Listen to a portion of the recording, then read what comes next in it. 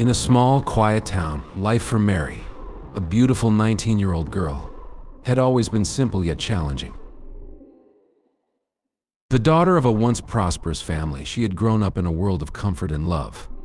But when the economy took a downturn and her father passed away unexpectedly, everything changed.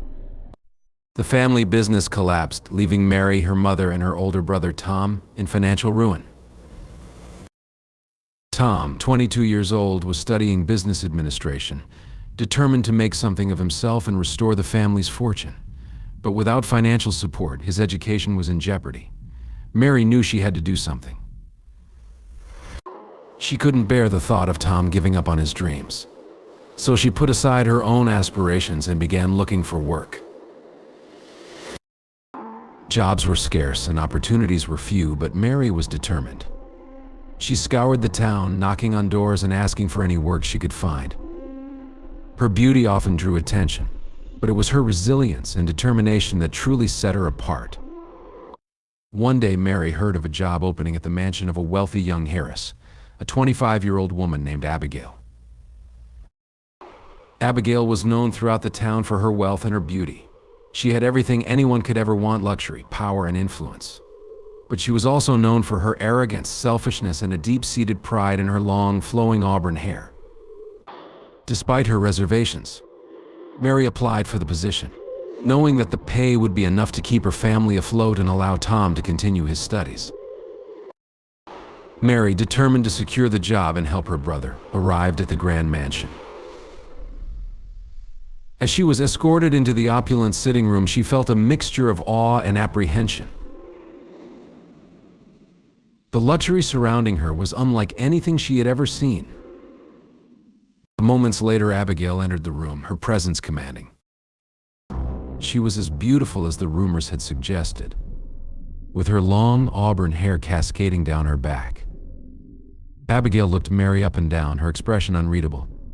So Abigail began, her voice smooth yet tinged with condescension. "You've come to apply for the position." Mary nodded, trying to hide her nervousness. "Yes," Mary replied, her voice steady despite her unease. "I'm here to work. I'll do whatever you need."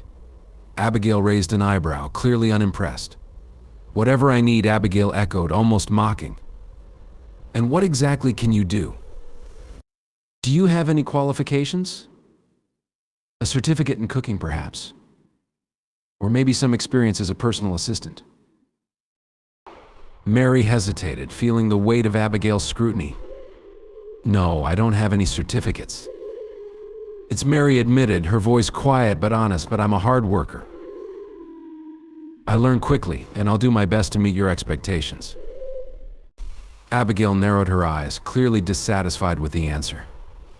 "No certificates," Abigail repeated, her tone cold. "No formal training in anything." "Well, then you certainly can't be trusted to cook or manage anything of importance. You'll be a maid, cleaning, laundry, and the like. Is that understood?" Mary nodded, swallowing her pride. "Yes, I understand," Mary replied, determined to stay strong. "I'll do it." Abigail's gaze lingered on Mary for a moment longer, as if assessing her worth. "Very well," Abigail finally said, her voice firm. "You start tomorrow. And let me be clear. I expect perfection. Any mistake, no matter how small, will not be tolerated. Do you understand?" Mary nodded again, her heart pounding but her resolve unwavering. "I understand." Mary responded, her voice full of quiet determination. The days ahead. A strict regimen. Mary's life at the mansion began early the next morning. True to her word, Abigail was a strict and demanding employer. Mary's days were filled with endless tasks: scrubbing floors, dusting expensive furniture, washing piles of linens, and polishing silverware until it gleamed. Abigail inspected her work with a critical eye, never missing an opportunity to point out a flaw or demand that something be redone.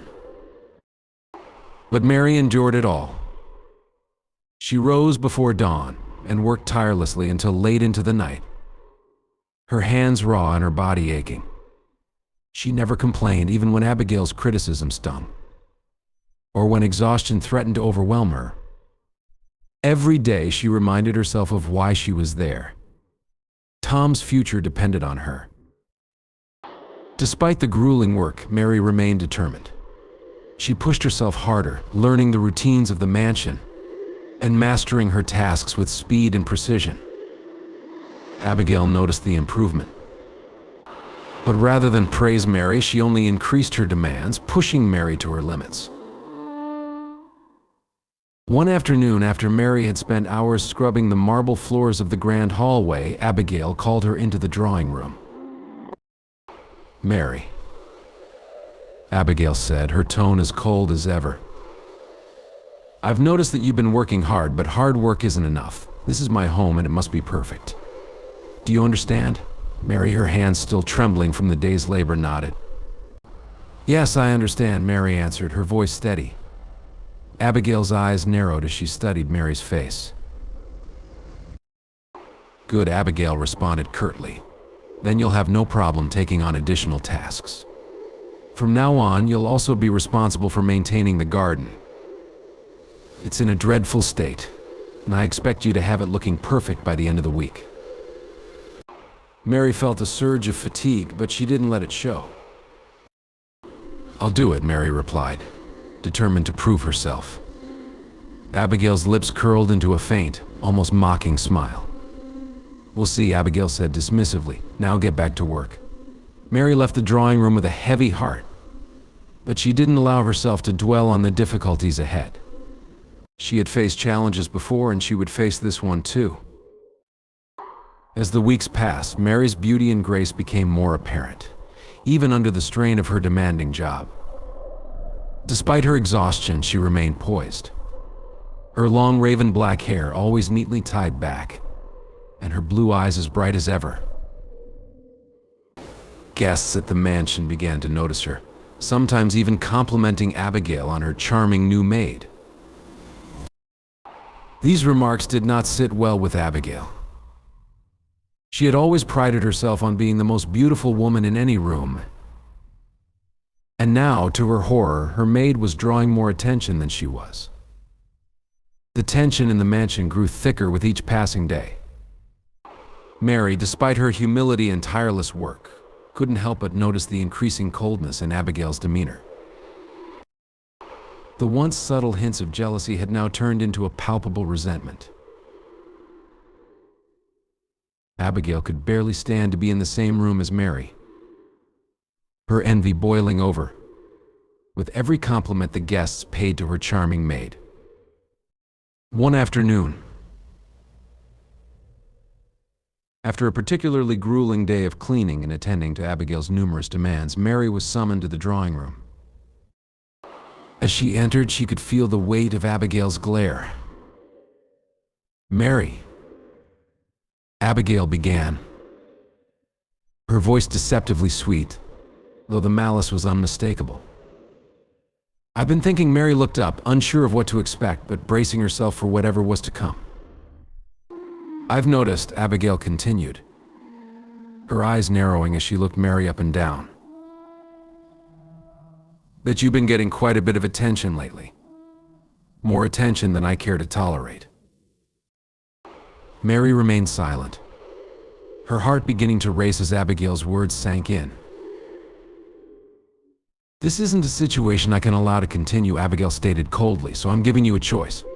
You can either have your lovely long hair cut off and your head shaved by Benson, or you can pack your things and leave." Mary felt her stomach drop. Her long, raven black hair had always been a source of pride for her, one of the few things she had left that made her feel like herself. But she needed this job. Tom needed her to have this job. She swallowed hard, trying to hold back the tears that threatened to spill. Before Mary could respond, Abigail called for Benson, who appeared in the doorway, his expression a mix of concern and resignation. He had been watching Abigail's growing jealousy with dismay, but he had never imagined it would come to this. "Benson," Abigail ordered, her tone harsh, "fetch the scissors and a razor." Mary needs a haircut. Benson hesitated, clearly conflicted. He had always respected Mary for her hard work and grace under pressure. The thought of humiliating her like this was too much for him to bear. "I'm sorry, Miss," Benson said quietly, his voice firm despite the regret in his eyes. "But I can't do it." Abigail's face twisted with anger. "You refuse to follow orders?" Abigail snapped, her voice rising. "You know what that means, don't you?" Benson nodded, his decision already made. "Yes," Benson replied simply. "I know what it means." With that, Benson turned to Mary, his voice soft as he addressed her. "Forgive me, Miss," Benson whispered. "I wish things could be different." He then turned on his heel and left the room, leaving Mary alone with Abigail, who was now seething with fury. "Well," Abigail demanded, her voice icy. "What's it going to be, Mary? Your hair or your job?" Mary's hands trembled as she weighed her options. She knew that she couldn't afford to lose her job, not with Tom's future on the line. With a deep breath and a heavy heart, she nodded. "I'll do it." Mary whispered, her voice barely audible. Abigail's lips curled into a triumphant, cruel smile. "Good," Abigail responded, her tone dripping with condescension. "You can't say I didn't give you a choice." As the cold metal of the clippers touched her scalp, Mary clenched her fists tightly in her lap, determined to endure the humiliation in silence. The low hum of the clippers filled the room as Abigail methodically shaved away the last remnants of Mary's once long raven black hair. The sensation of the clippers against her bare skin was both foreign and deeply unsettling. But Mary kept her eyes fixed on the floor, refusing to meet Abigail's gaze. "You think you're so special, don't you?"